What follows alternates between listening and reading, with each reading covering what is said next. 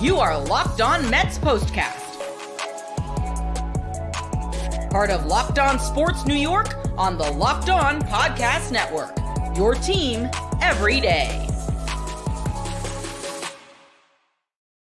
The New York Mets end their 2024 regular season at Citi Field, taking 3 out of 4 from the Philadelphia Phillies, and they stop the Phillies from celebrating a National League East title, and they put themselves 2 games ahead of the Braves entering the final week of the regular season. Welcome into the Locked On Mets postcast as we recap a 2-1 thrilling victory for the New York Mets, finishing out a 3-4 series victory over the Philadelphia Phillies. And today's episode brought to you by Booking.com, Booking.com, Booking.yeah. The right stay can make you a fan of any city, even your baseball rivals. Book today on Booking.com, the official accommodation partner of Major League Baseball. Get the Booking.com app today. And I don't know if there is any place you can start other than the atmosphere that the building had all weekend, but that the building had specifically tonight. I think everybody knew that the game was on ESPN. Everybody knew the importance of the game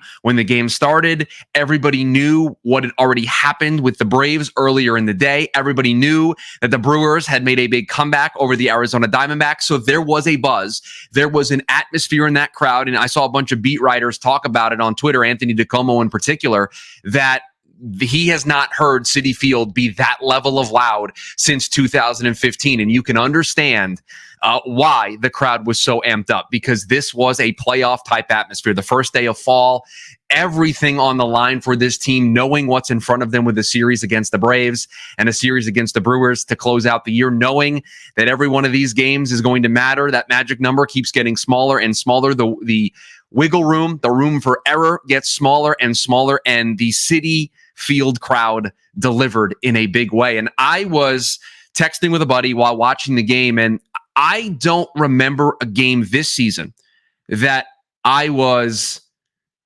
living and dying with every pitch. There were the Subway Series games against the Yankees at Citi Field, where the Mets took those 2 games at Citi Field, where I was getting amped. It's the Yankees, right? You want to, your big brother, you want to go after them. You want to show them you're for real. There were moments in the second half in specific games when this team was making a run, the 9-game winning streak, right? Those moments were fun.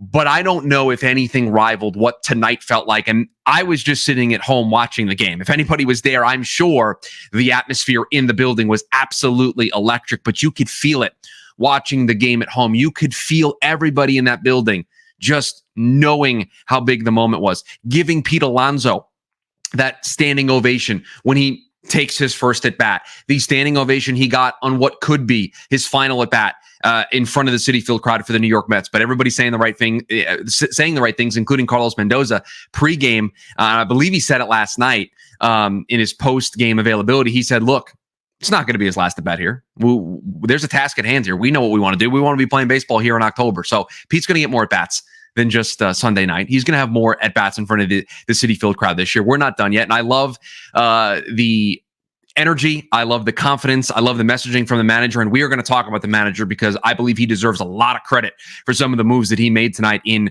managing this game like it was Game 7 of the World Series, managing this game like it was an elimination game in the playoffs or for the season, because he pushed, like he has all year, pushed a lot of the right buttons. And so we will get into a couple of those decisions, and 3 of them in particular that I thought were telling during this game. But man, when you have a crowd like that, when you have an energy like that, when you have an atmosphere like that, the players feed off of it. And Brandon Nimmo said it going into the Philly series. We need you to show up. We need you to be here. We need you to make this place a home field advantage. It is the last series of the year.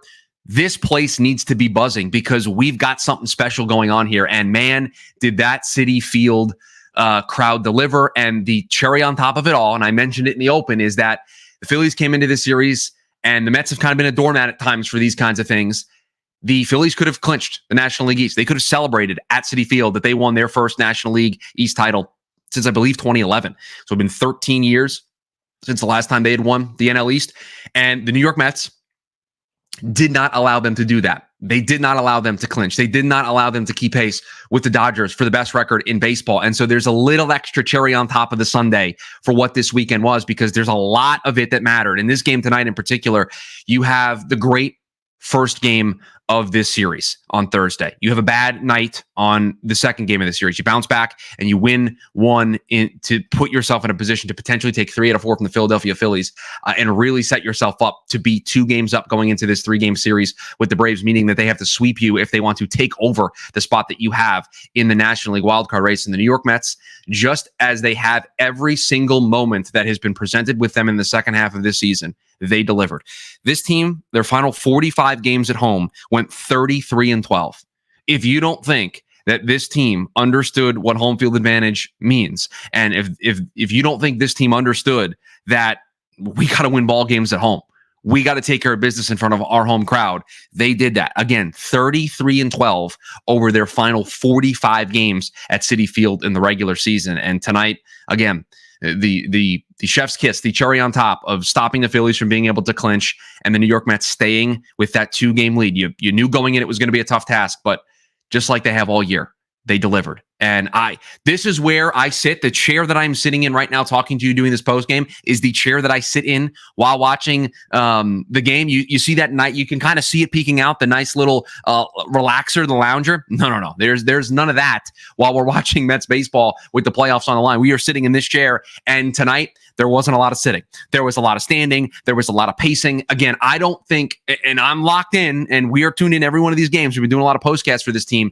but I don't know if I have been that, just every pitch felt like it mattered a little bit more. Every at-bat, every decision, everything felt like it was turned up to 12 out of 10 on the scale. And even though you turn it up, even though the moment mattered more, the New York Mets in 2024 delivered once again. It's what they always do. And the big hero, you see it in the thumbnail, him celebrating from tonight, the Brandon Nimmo go-ahead solo shot off of Zach Wheeler. And this team battled. They went down early. Tyler McGill didn't necessarily have his best off. He battled in this game. He gave the Mets everything he could to keep them in this game. And that's one of the managerial decisions we will get into here in just a second. But they go down early, although they keep it to just 1 run. And that is a credit to Tyler McGill for being able to keep that at 1 run, because that could have very easily been an even more crooked number. And the Mets would have really been battling back. But then they immediately find a response in the second and make it 1-1. And then Nimmo in the 6th, Wheeler makes a mistake, and it's deposited into right field. The Mets take the lead, and they don't look back as the bullpen and Edwin Diaz with a 6-out save gets the job done. And the New York Mets are on pace to win 90 games at this point, and they go into this series with the Braves with a 2-game lead. But one of the stories, one of the stars, one of the heroes, I don't know if they'll make it into the performances of the game because we have a couple of those to give out, but Carlos Mendoza, I think, had probably his best night as manager for the New York Mets, and once again showed why he is going to be a manager for this team for a really long time. We will dive in to, I think, the 3 most important decisions that he made in this game tonight that directly led to the Mets having a 2-1 victory tonight on Sunday Night Baseball. We will get into that here in just a second. This episode of the Locked On Mets postcast brought to you by Booking.com. Booking.com, Booking.yeah. And maybe you want to download the Booking.com app. Maybe you want to take a peek at taking a trip to the West Coast, maybe to San Diego, to see your team play in a playoff series. Maybe that's what you want to be doing tonight. You're riding the high, you're riding the adrenaline of the game tonight where the Mets pick up a 2-1 victory. Maybe you head over to the Booking.com app and just take a peek, just look at what it could look like. Well, you got hotels, bed and breakfasts, vacation rentals, resorts, and so much more on Booking.com. You might just find your perfect stay, even if your baseball rival's biggest city during the postseason. Maybe it's time to taste test your baseball competition stadium cuisine. Luckily, on Booking.com, you can find the stadium stay that's just right for you. With Booking.com's wide variety of choices across the U.S., you can go incognito to all your baseball rivals' cities. Booking.com delivers exactly the right U.S. stay for you. Booking.com can help you book a stay that's close to your home team's or rival's stadium. No matter what team you're rooting for this postseason, Booking.com can make you a fan of any U.S. city. From hotels that look over stadiums to family-friendly resorts to cute bed and breakfast stays, Booking.com has so many choices across the U.S.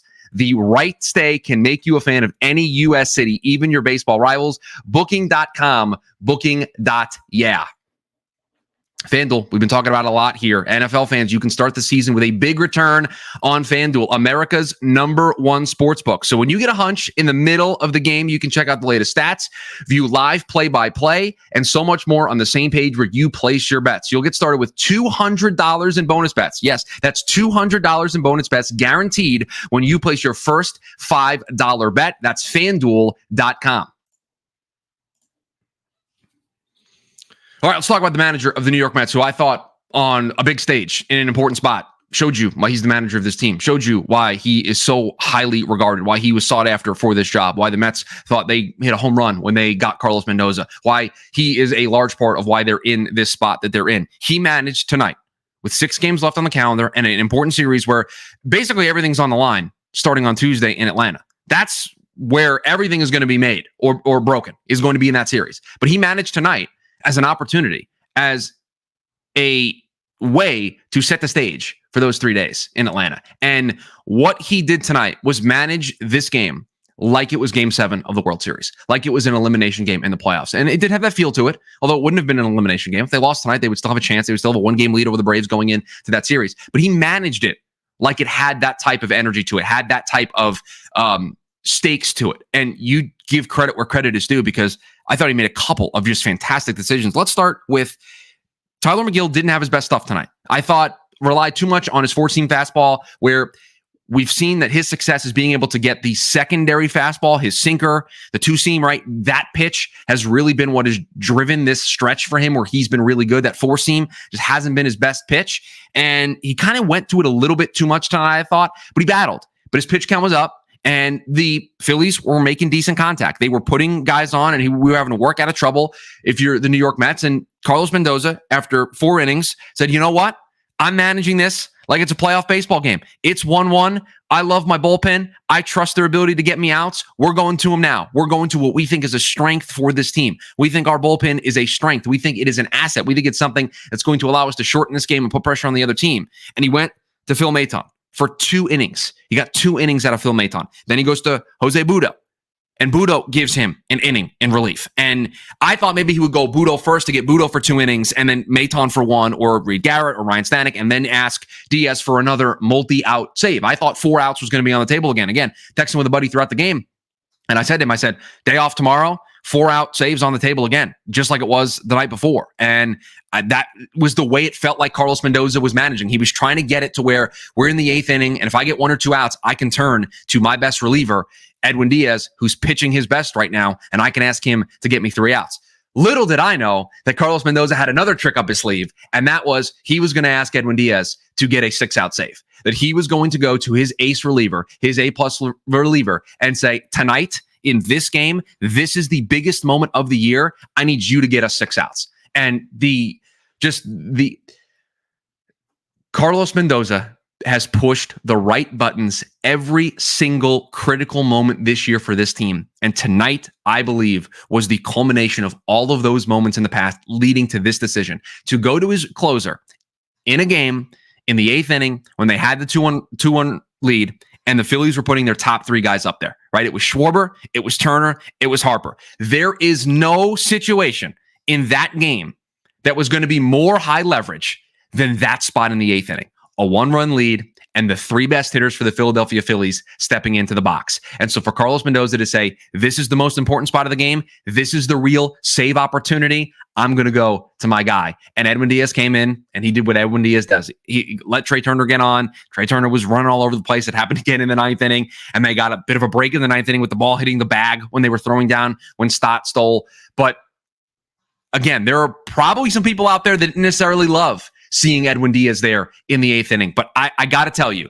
that is a manager who understands baseball in 2024, who understands the importance of high leverage situations, and that understands that there is not going to be a more high leverage situation than that. If you get those 3 outs in that spot with the Phillies putting up their 3 best hitters in the 8th inning, and you get it to your offense in the bottom of the 8th, and they get 2 runs, and you're up 4-1, now that 9th inning situation, way different leverage level than it was in the 8th. And so you need to put your team in a position to get to the 9th inning with that 2-1 lead. And that is exactly what Carlos Mendoza sought out to do. You can't do it every night over the course of a 162 game season. You can't ask your high leverage relievers to get you 4, 5, 6 outs every single time out. So you have to manage it throughout the year. But guess what? It is a play in your playbook. It is a trick in your holster that you have to have for moments like this. And Carlos Mendoza was all over it from the get-go. And you had to feel that it was the game plan going in, that if we get to the 8th inning or we get to a spot where it's those 3 guys,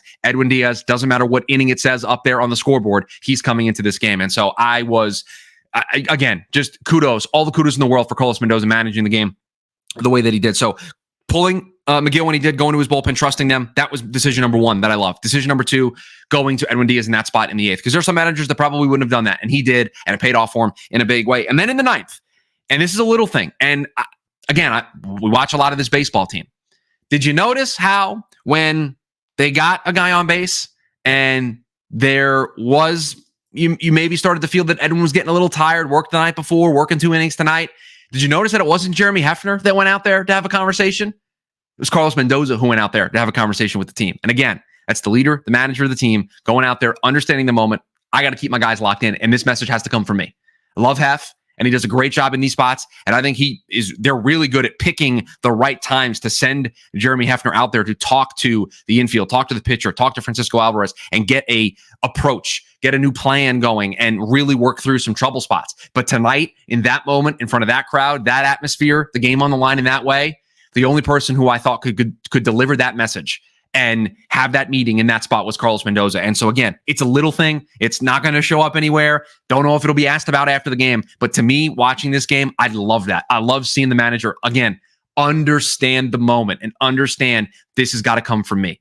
I'm the manager of this team. This has to come from me in this spot to echo the importance of what we're doing here and to echo the importance of you just got to get one more. You get one more. This place is going to go nuts, and we're going to continue what we've been doing for the entire second half of the baseball season. So again, just awesome from Carlos Mendoza tonight. And while the second half has provided its moments like this, where the Mets have turned it around from being 11 games below 500 to being in this playoff race, this type of pressure, this type of atmosphere, it's different. The playoffs are different. And this had a playoff type feel tonight. We said it a bunch.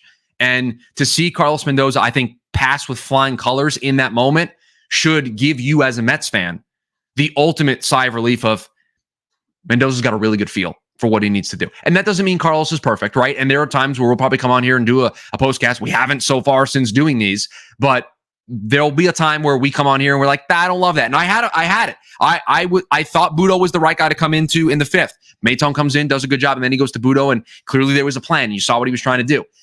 But he just understood the moment tonight. And when a manager passes a test like that, that's got to give you confidence, not just for the short term of what this run could be, but for long term as well. Well, we are going to do what we always do here to close up the Locked On Mets postcast. And that is give out our performances of the game. You can probably take a guess at a couple of those performances, and we will wrap up with final thoughts here about the Mets' 2-1 victory over the Phillies to take a 2-game lead in the National League wild card race with just 6 games to go. That on the other side. PrizePicks, America's #1 daily fantasy sports app with over 5 million active members. PrizePicks, the easiest and most exciting way to play daily fantasy sports. Unlike other apps on PrizePicks, it's just you against the numbers. All you do is pick more or less on 2 to 6 player stat projections and watch the winnings roll in. One Caleb Williams passing yard gets you 1 win on PrizePicks every week in September. That's right, only 1 yard gets you an automatic win every football weekend in September. 4 weeks of free dubs. Don't miss this deal on PrizePicks because it's gone when September ends. PrizePicks, the only real money daily fantasy platform with an injury insurance policy so that your lineup stays in play even if one of your players gets injured. If your player leaves in the first half and doesn't return, PrizePicks, your picks are still live. PrizePicks invented the flex play, which means you can still cash out even if your lineup isn't perfect. You can double your money even if one of your picks doesn't hit. Download the PrizePicks app today and use code LOCKEDONMLB and get $50 instantly when you play $5. That's code LOCKEDONMLB on PrizePicks to get $50 instantly when you play $5. You don't even need to win to receive the $50 bonus. It's guaranteed. PrizePicks, run your game. Make sure you're subscribed here to the Locked On Sports New York YouTube channel. Myself and Jay Berman have you covered everything New York. I got you covered on Locked On Mets and Locked On Jets postcasts after every Mets and Jets game. And don't you worry, we're going to be there all 3 days this week for those games against the Atlanta Braves as the Mets try to clinch this wild card spot, clinch their spot in the playoffs. But Jay's got you covered on the Giants side of things. If you are a Mets and Giants fan, he's got you covered over there. But go ahead, give us a subscribe, turn on that notification bell so you're notified when we go live, and we got you covered after each and every game here for your favorite New York teams. Okay, performances of the game. And again, 2-1, not a lot of offense to go around, but performance number one, obviously to Brandon Nimmo, the big go-ahead home run in a big spot. And for a guy who's been here, lifelong Met, has, probably, I think, unfairly at times been criticized for maybe not being the player that people want him to be, even though he's a really good baseball player, comes through in a big moment tonight. And that smile rounding the bases, you probably could have seen it from LaGuardia, just how big that smile was for Brandon Nimmo rounding those bases after that home run. So that is one of the big performances that we will give out. Edwin Diaz, a 6-out save in a big spot in September to take that challenge on, to take on the 3 best hitters for the Philadelphia Phillies, to ask, to have your manager ask you to get 6 outs and to deliver in that big way. You can really feel like Edwin's getting his confidence back in a big way. And he's really been a key part of this team, keeping this lead that they've had in this wild card race. And if he continues to build that confidence, it is the number one thing that can allow you to go on a deep run in the playoffs. If you have a bullpen that you can trust and you can shorten the game, and when you get into the 6th, 7th, 8th innings, and you're able to go to these great high leverage relievers and you can shorten the game, you turn a 9-inning game into a 6-inning game, and you say, you got to beat us over the first 6, because if you don't, we got you.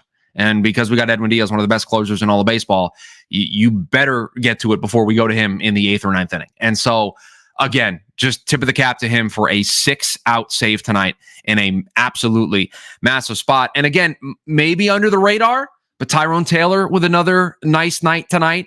He goes 2 for 3, drives in the first run of the game which is a really nice 2-out, 2-strike RBI. Just does what Tyrone Taylor has been doing all year, just big timely hits. And he had another one tonight to tie this game at 1. And again, he's in there as Carlos Mendoza, again, continues to shuffle around his outfielders. He gets Winker in there against the righty tonight. He gives Bader a day off because they're going to probably prioritize defense over the next couple days in Atlanta. So they get Winker in there. They get Tyrone Taylor in there. And Taylor delivers with another nice 2 for 3 night. And again, just a simple approach, 2-out, 2-strike. Just got to put the ball in play, does that.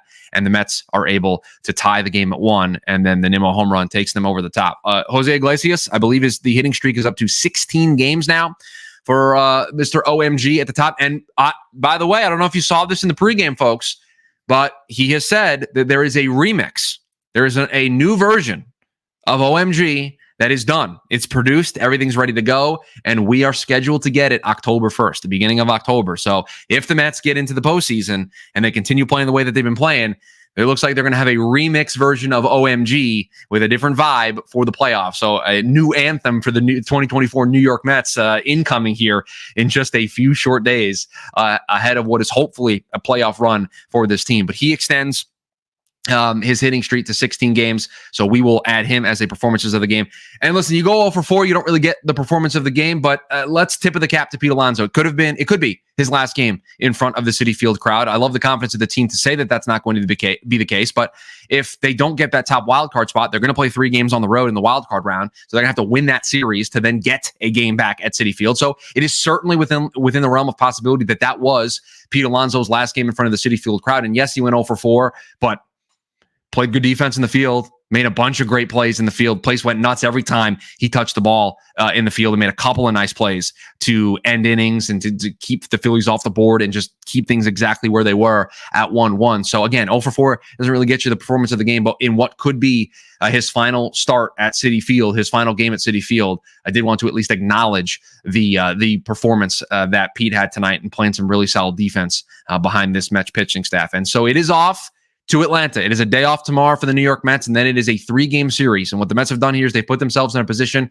where they have to be swept in Atlanta if they are going to lose their current spot in this National League wildcard. And they get their first opportunity to rebound from what happened in 2022 and potentially turn the tides on the Atlanta Braves and serve to them what the Braves did in 2022, knocking the Mets out of their top spot in the National League East. We are going to have you covered after each and every game here on the Locked On Mets postcast. We've also got you covered. Ryan Finkelstein's got you covered on the Locked On Mets podcast feed each and every day as well. So we have you covered for the remainder of this run for the New York Mets. But that is going to do it. And as always, before we get out of here, do me a favor, subscribe to the channel, turn on that notification bell, give this video a like, comment. Always love seeing your thoughts in the chat as we do these. And again, you turn on the notification bell, you know when the Locked On Sports New York YouTube channel goes live for any of your favorite New York teams, obviously the New York Mets included. But that is going to do it for us tonight here on the show. The New York Mets,